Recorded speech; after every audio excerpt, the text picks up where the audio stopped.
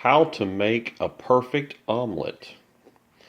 First, I get my cast iron skillet, and if it was used by someone else, I go ahead and clean out all of the food that was left over with a paper towel, and I usually just scratch it out, any leftover egg or whatever it is out of that, wipe it all out.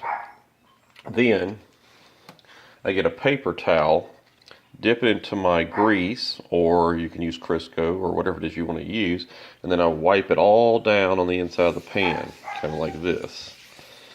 Be sure to get the sides, because our food will get on the sides also. And as I do, I'll set it back down over here, and then I'll turn, in a case of my omelet, I will turn it up to 7 on my stove. So now it's at 7 on my stove, and I'll wait for it to produce a little bit of smoke. That means that the oil is heated up and the oil is starting to burn off. And then once it's there, then we'll continue the next step. You can see now that it's producing smoke. Now keep in mind, when I do use this grease here, all I'm really doing is dabbing a little bit on here. It doesn't take a lot. Just enough basically to get it to where I dab it in there. I don't stir it around, just dab it in there to get some on here, and then I just start to rub it in here. And as I rub it all around here, it may even look like a lot at first, but it's really just melted. It's like water. It gets everywhere, and you can see the smoke come up every time I do that from it burning off that grease. Okay. Now, this is going to be the hard part. I have an egg here, and how do you do this with one hand? I'm not an expert at this, but let's try it. Oh, here I'm gonna try it. Oh, look at that. One-handed. Unfortunately, I got the yolk. I may have to leave the yolk in. And we're gonna try some more. I got some more eggs here. Usually, I'm trying to do 4. I guess having a yolk omelet, this particular case, is not that big of a deal for purposes of my example. And last one, I'm going to make sure I kind of spread them around a little bit. Now, you can tell I did not cover the entire bottom, but what I'm going to do is, let me put my handle on here. I'm going to move this over like just by tilting it. I'll even just move them around because I really don't care if the egg yolks break or anything like that. But look, see, I got them all over the place. Now we have an even thing, and I'll even break these egg yolks. What the heck? Because I really don't care about that part.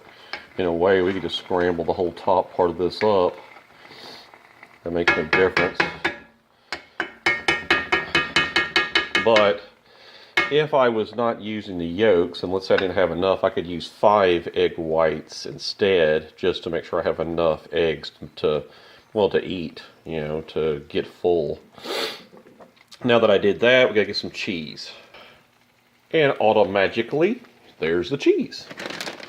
I'm gonna get some. Now this, you don't need a lot of cheese at all. Very little. I mean, this is whatever I got right here, and I'm just going to sprinkle this over here. The reason why you don't need a lot is, believe it or not, this actually goes a long way.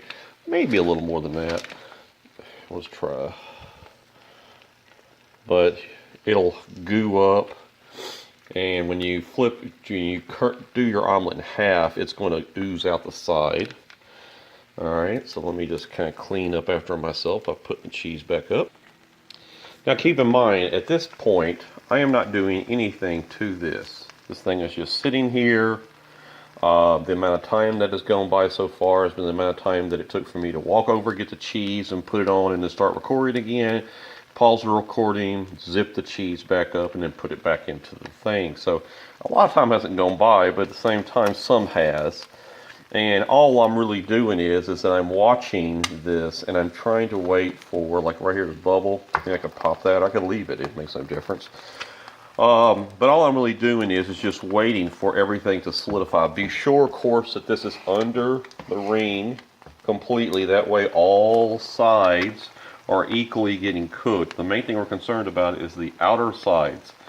The outsides of this are getting cooked so that when they are cooked, we're able to work the sides like this and see and have them come off. And what we'll do is, looks like maybe right now, we'll try to do this one-handed. I usually try to get up underneath the side, like see I'm just up underneath it, get slightly up underneath it, and then I just start working around the side. Just trying to break it free. Like that part's a little more liquidy, but I'm just one-handed here. Usually I have to have my hand on the handle.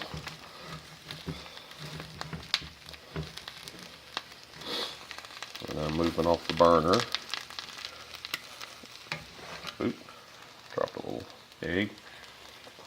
This is the chef. I'm still working around it, trying to get all the way around. Okay, now that I made a full circle, I'm going to go and put up underneath part of the thing I got there, and I'm going to try to just make sure that it's not stuck in the middle either. All I'm doing is shoving it in there, and go around the other side, if it would let me, and shove it underneath there, and you see, look, it's not even sticking to anything. And that's because of that grease I put down earlier. Now I'm going to get it, and underneath it like I did before, and now I'm just going to overlap it. And look, watch. Just going to push it a little bit, gently. I'll put my thing back over the burner, and I'm going to come up here, get all the little pieces, not even sticking, and I'm going to get them and just kind of tuck them underneath. We'll get the whole thing, and then I'm going to pull it out a little bit. Now, if you have a lot more cheese or a lot more eggs, sometimes it'll still be liquidy in the center, and when you fold it over, that liquid's just going to push out, it's going to ooze out all over here. And if it does, that's fine. I usually just let it cook, kind of like we did before, and then as it gets harder, I start to just tuck it, kind of like this, just tuck it under. Yeah, and I let this sit for a second. Now, why I'm letting it sit is because I want this part that's in the middle now, that was still liquidy, to heat up, to get to where it's solidified again. And then I'll get this, once I've done that, because I didn't have a lot of eggs here, I'll get it on this side, just get it up underneath, real easy. I can even push it up to the edge here. So I usually do this better with two hands, holding the pot, but look, I just flipped it over. How nice and brown it is. Little piece that broke off. I can move it around. Alright, at this point, I'm pretty much done. If I'm doing it with my wife, I will just cut it in half right now. But ultimately, since it's by myself, I can even go a little further with that step. Since it's by myself, I'm going to put it on this little plate here. I'm just going to get it, and I'm going to go one more time with it. Watch. Whoa. Look at that. Boom. Boom. Look at that. I'm going to get this whole thing, put on my plate. Big egg sandwich. Hardly anything left in here, but if it is, I'm going to get it. Move the little pieces around. Get them. Look, almost everything falls out, but it'll move around. If I had two hands, I'd just scrape this out. But anyways, you see the point. I'm burning myself. All right, now that I've done, now the next thing is I usually get a paper towel, hold this thing over the trash can by the thing, and then just rub any type of loose egg pieces and stuff, or whatever the meal was before, out. The heat is still on at 7. Let me see if I can do that. I'm just going to just turn this sideways like this over the trash can here, or the sink with the garbage disposal, and I'm just going to rub it out, and it'll just, all the pieces will fall out. Hold on. Alright, I just did that. It took 2 seconds. I'm going to go back to my original that I used originally. Now, usually, a lot of times by doing this, I don't have to pre-do this. I can if I want to, but by doing it right now, it prepares it for the next person. I don't have to do it later. So this is what I did in the very beginning, And this is what I'll do in the end, so I don't have to do it in the beginning next time. I just know that my wife didn't do it because she doesn't know how to. So what I'll do is you saw how much I did. I just dipped it in here, you know, got some on there. That's a lot now because I did it twice. So, but anyways, I get it, and all I do is just get it, and I just turn it all over the place. And I just get all over. Oop, this thing spins around like. And I just do that, and you can see it smoking when I did it. And pretty much that's it. Now, I'll tell you what, I'm just going to throw that away. Right now I'm going to turn the fire off. And the cool thing about cast iron is it'll keep on heating up and stay hot the entire time anyway. So right now, it's like the fire, as far as it's concerned, it's so much heat that it thinks the fire's still on. But I'll just let it sit for a little while, and you'll see it smoke. After a while, in the center here, where it's the hottest, it'll burn off and kind of dry up because it's dried all that grease in. Some of the grease is moved off to the sides. And I'll come back with a paper towel while it's cooling, and just kind of rub it. Like after I get finished, I'm going to eat my eggs. Maybe when I'm done with that, I'll come back over and look at it while it's still on this burner and it's cooling off. And when it's cooled down a little bit, I'll wipe it down one more time.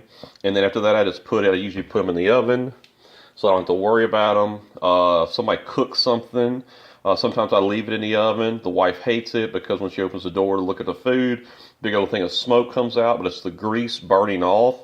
But it does prepare these, like this one right here is prepared. You see how shiny that is? That's all grease. It's been cooked in here. And then I left it in the oven, and it's kind of adhered itself to this thing. So this thing is nice and slick, ready to go. This one will be the same way. You can even see in the light how it's heating up. And what it does is it leaves dry spots, and then it's basically drying from the smoke, but also it's also dripping to the sides. You see it's liquidy in the sides and dry in the center. So I'll tell you what, just for the heck of it, if I can one-handedly, I cannot, hold on, there we go, special effects. I'm going to get this right now like I would later, and I'll just swish all this around. It's a brand new paper towel because I threw the other one away. And it's nice and shiny again.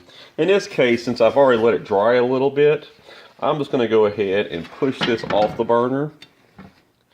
And just let it sit now off the burner because this is making it hot too. And as this cools off from my hot surface, then this right here will turn more like that. And then they'll be ready for the next person. And the next person will not have to, unless they want to, not have to add grease to it. They can just start cooking like automatically. If they think that, oh, well, I'm kind of paranoid and may think it may stick a little bit, you just get a little bit of the grease or Crisco or whatever you want to use, rub it in there, and then basically once it melts on there, just start cooking. Okay? And that's it. The perfect omelet. Bye.